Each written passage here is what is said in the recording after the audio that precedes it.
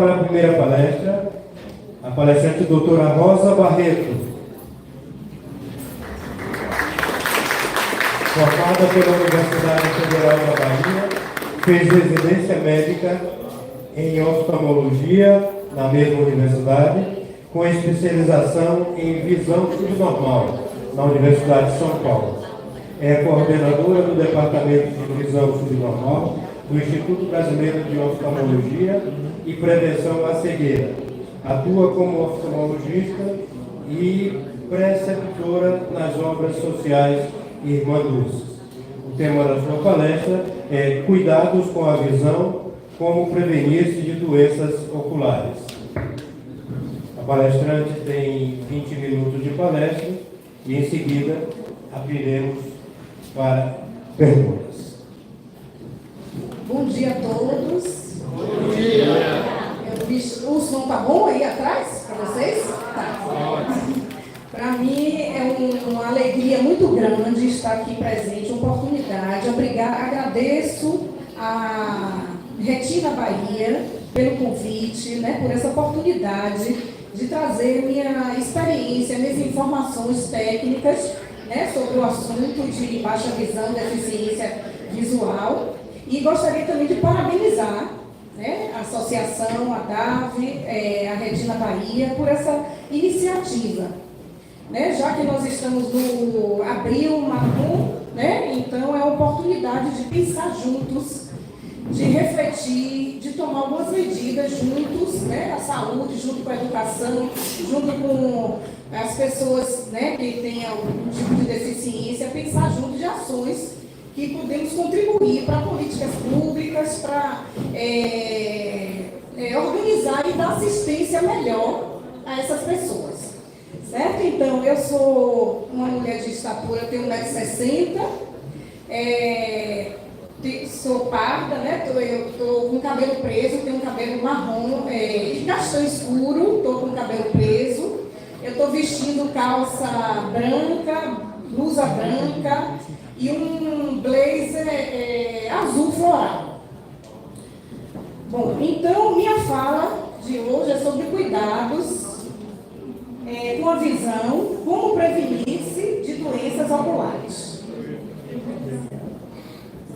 Inicialmente, eu gostaria de trazer para vocês alguns dados da Organização Mundial de Saúde, certo? Contextualizar um pouco sobre a deficiência visual no mundo, e no Brasil. Então, segundo a Organização Mundial de Saúde, 75% a 80% dos casos de deficiência visual são causados por doenças evitáveis. Com a prevenção e com o tratamento de determinadas doenças, não chegaria à deficiência. Então, isso aí é um número grande, importante, E o que significa isso? Que muita gente está se tornando deficiente visual sem necessidade, porque poderia, com algumas medidas de prevenção, de tratamento, não chegar à deficiência visual. Além disso, as principais causas mundiais de cegueira são catarata não operada, erros refrativos, não corrigidos. Os erros refrativos não são doenças. Isso é da forma do olho, é miopia, astigmatismo, presbiopia, são os erros refracionais do olho. Isso não é considerado doença, porque se corrige com óculos, com o uso dos óculos.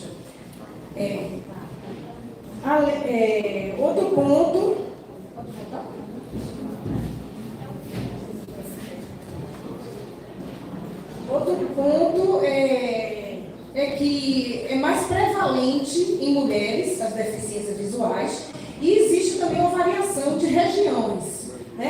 Tem regiões que é mais frequente a catarata, outras regiões é glaucoma, certo? Então são essas as patologias mais frequentes. Voltou? Bom, 55% da população mundial com deficiência visual é composta do sexo feminino, que eu já falei. 89% das pessoas com deficiência visual encontram-se nas regiões mundiais com menor desenvolvimento social e econômico.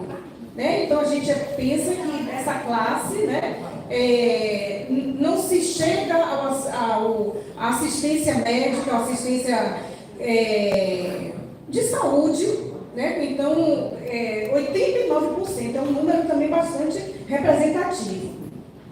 Além disso, 2 milhões de novos casos de cegueira são diagnosticados anualmente, certo? E 90%, deixa eu ver, 80% dessas pessoas com deficiência visual são acima de 50 anos. Isso se deve pelo fato das doenças sistêmicas, a hipertensão arterial, diabetes, está mais prevalente nessa faixa etária. E pensando também que o deficiente, que a pessoa com maior faixa etária, ou a população idosa, as deficiências podem se agrupar. Além da deficiência visual, pode vir associada a uma deficiência motora, uma deficiência auditiva na faixa etária dos idosos. Certo? Bom, então, segundo a Organização Internacional de Prevenção à Cegueira, foi publicado em 2017 as principais causas de deficiência visual no Brasil. Certo? Então, no Brasil nós temos os erros refracionais não corrigidos, 43,33%, seguido de catarata não operada, 15,89%, depois glaucoma, 3,68%, retinopatia diabética e opacidades corneais. Então, no Brasil, tem essa incidência, essa prevalência dessas doenças. Então, chamando a atenção que o não uso de óculos, né, por falta de comprar, de não poder adquirir os óculos, a pessoa se torna um deficiente visual, sem necessidade. Essa aí é a principal causa no Brasil, seguido de catarata.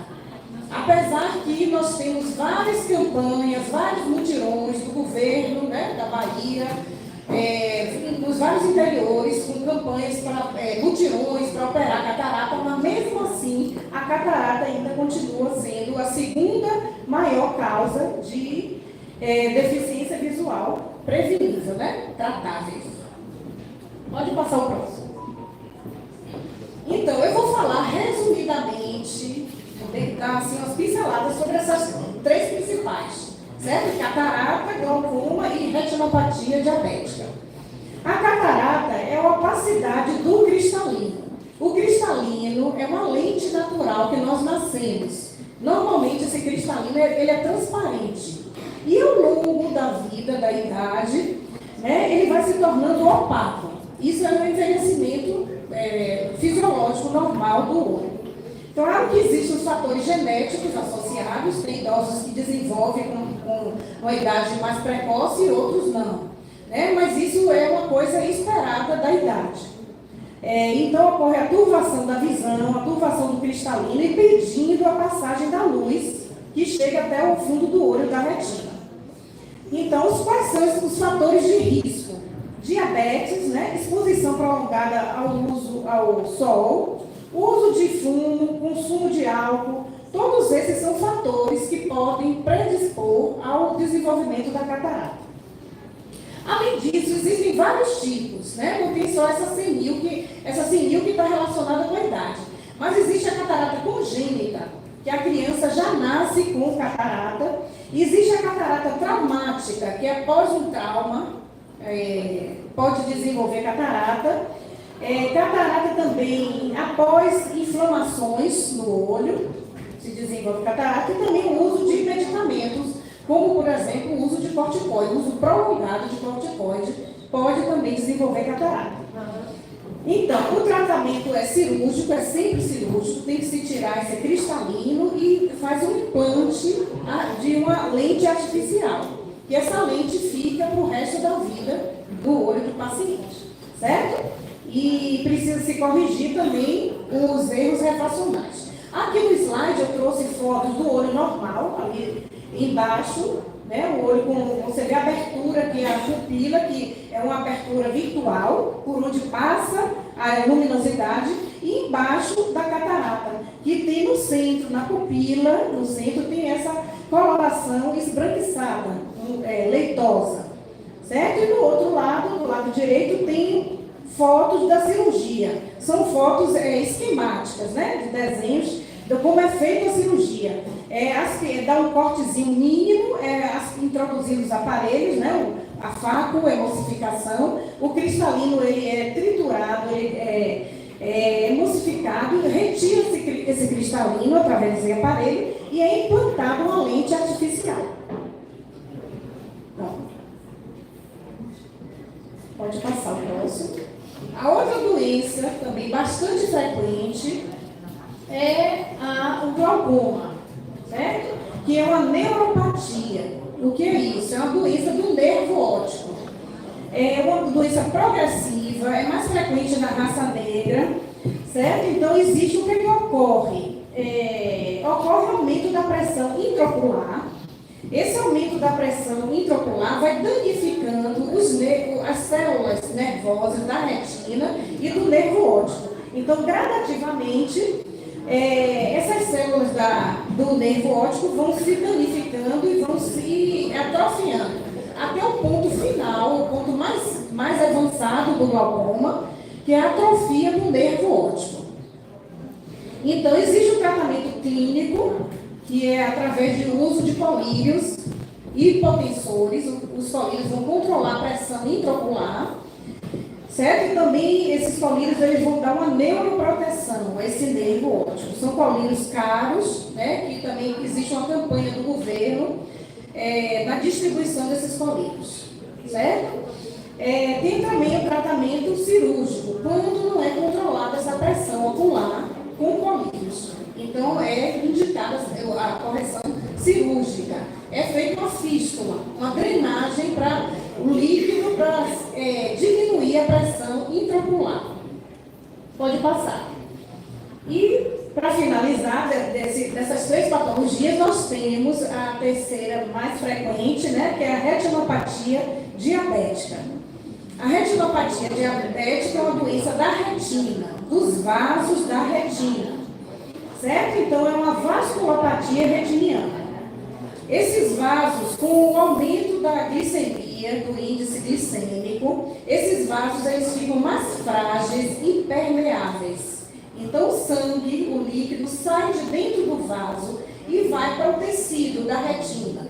Isso causa pequenas hemorragias, vascularização também anormais, certo? Que nós chamamos de microneurismas, neovascularização, proliferação, até que o estágio final dessa patologia é descolamento da retina, certo? Que aí, nesse caso, o tratamento seria cirúrgico.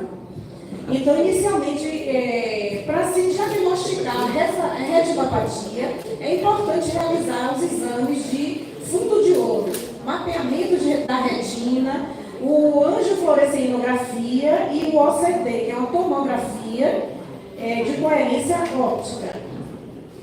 Então, a presença desse sangue, né, vai causar a visão embaçada. Então, o que a gente faz para tratar? Nós tratamos com laser. É feito um laser para fotocoagular esse vasinho que está sangrando na retina. Certo? Então, nós temos as injeções também intravítreas são medicações que têm a função de evitar o sangramento. Certo? São medicações anticoagulantes. Nós também usamos corticoide e, por fim, a cirurgia quando o estágio da doença está mais avançado. Bom, então eram essas três doenças, né, mais frequentes que eu gostaria de comentar rapidamente. E aí, quais são essas ações propriamente ditas? O que é que a gente pode fazer para prevenir?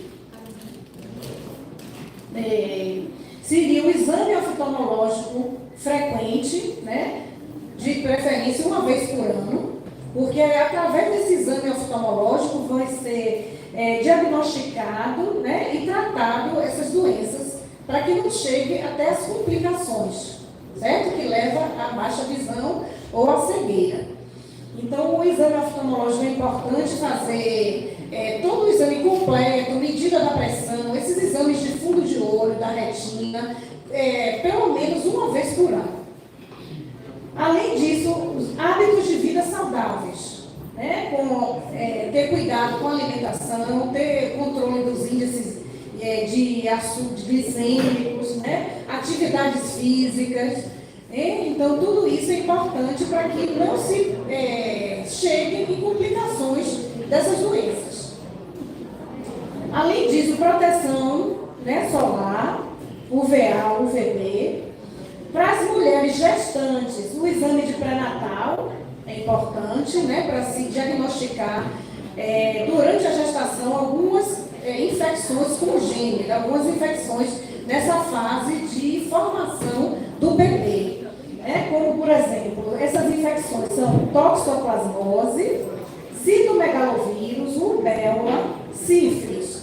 Todas essas doenças são doenças que, a depender do trimestre gestacional, pode causar lesões tanto no olho como também no sistema nervoso central. Certo? Então é importante a gestante fazer o pré-natal, certo? Seguir todos de 3 em 3 meses, fazer os exames de sorologia, então é importante essa prevenção. Além disso, o bebê, quando nasce, existe o teste do olhinho, que é um exame, pesquisa do reflexo vermelho. Através desse exame, pode ser diagnosticado doenças, como também tumores, né, catarata. Então, quanto mais precoce, diagnosticado e tratado, melhor para o desenvolvimento visual da criança. Então, é importante esse exame.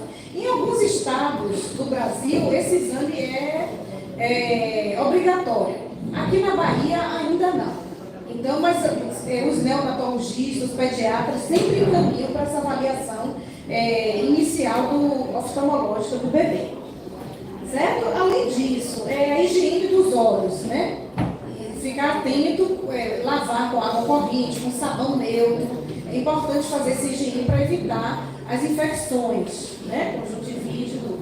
Não compartilhar objetos de uso pessoal, como, por exemplo, maquiagem, colírios, lentes de contato, né? Porque isso aí é um meio de transmitir germes, né? Para bactérias, vírus, tudo para se não ter uma infecção nos olhos. E além disso, não usar medicamentos sem a prescrição médica também. Porque um colírio que serve para uma pessoa, né, não pode ser, apesar de ter a mesma doença, uma pessoa, mas o olho, a genética desse olho é diferente de uma pessoa para outra. Então não é bom usar colírio de uma outra pessoa, né, sem a prescrição médica. Pode passar.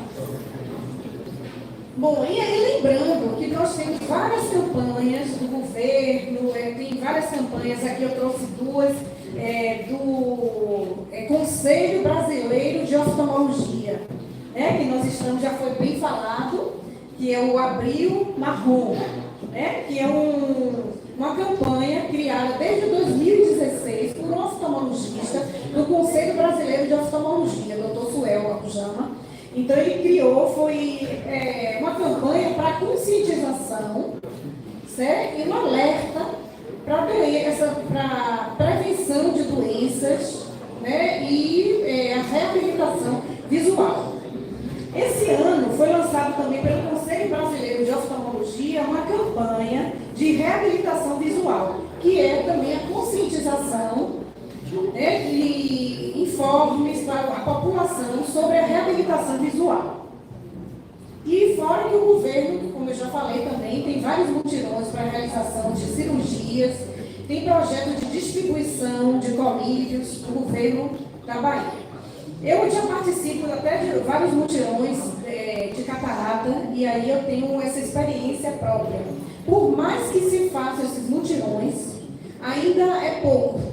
Ainda existe muita gente com catarata, e cataratas assim, avançadas, no nível avançado. Eu já fui para Juazeiro, já fui para Porto Seguro, aqui na região de Serrinha também. Já participei de vários mutirões desses de catarata, onde se realiza a cirurgia catarata pelo SUS. Né? Mas mesmo assim, ainda existe muita catarata. Pode passar. Bom, obrigada. Era isso que eu gostaria de trazer para vocês. Então, no final, nós vamos ter, eu acho que vai ter uma segunda palestra, eu acho que é isso, né? E depois vão ter um tempinho para perguntas.